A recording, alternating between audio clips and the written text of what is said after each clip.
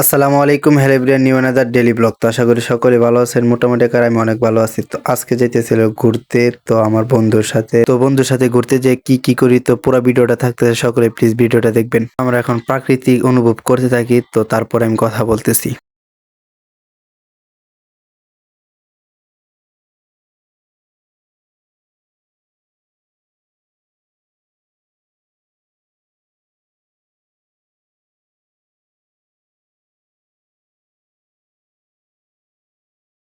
এখন আমরা যে রাস্তা দিয়ে যাইতেছি এটা হলো রূপকথার যে পার্কটা আছে, এই পার্কটা। তো এখন আমরা আসলাম এখানে ভিডিও করার জন্য। তো এই সুন্দর একটা জায়গা, তো আপনাদেরকে দেখানো ট্রাই করলাম। মূলত এই পার্কটা এখন বন্ধ আছে, তো এটা কিসের জন্য বন্ধ তো আমরা সঠিক জানি না। তো ভিতরে তো ঢুকতে পারবো না, তারপর আপনাদেরকে বাহির থেকে একটু জুম বাড়ি দিয়ে আপনাদেরকে দেখানোর ট্রাই করলাম। তো আপনারা দেখেন। তো এখানে অনেক সময় ভিডিও শুট মুট করলাম, তো এখন এখান থেকে বাইরে হয়ে যাইতেছি। আর এখান থেকে ফুল নিয়ে নিলাম, তো এই ফুলটা কারো দিমু, কোনো ছেলে অথবা মেয়েরে দিমু। আর এখানকার ফুলগুলো অনেক সুন্দরই লাগলো, তো এখানে অনেক সময় কাটাইলাম। তো এখন আমরা যাইতেছি হইলো গোপালপুরের দিকে। গোপালপুর যাই, তো এখানে কেনাকাটা আছে।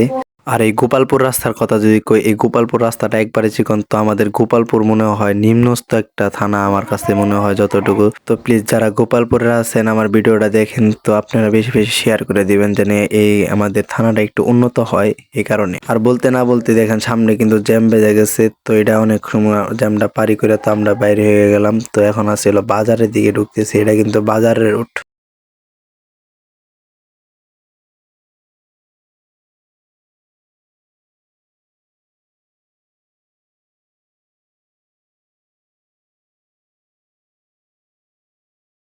সরাসরি আইসা পড়ি বাজারে। বাজারের থেকে এখন মাছ কিনবো আর অন্য তরকারি কিনবো। তো এই কারণে আসলাম, দেখেন এখানে মাছ আছে, অনেক রকমের মাছই আছে। তো উনি নিল জাটকা মাছ। তো এখানে প্রায় 1 কেজি মতো মাছ আছে। এই মাছটির দাম নিছে প্রায় 200 টাকা, মানে উনি 250 টাকা চাইছে। তো আমি বললাম যে ভাই এত দাম, পরে ওনাকে লগে মজা করলাম, যাই হোক। তো ওনার টাকা আছে, উনি নিছে।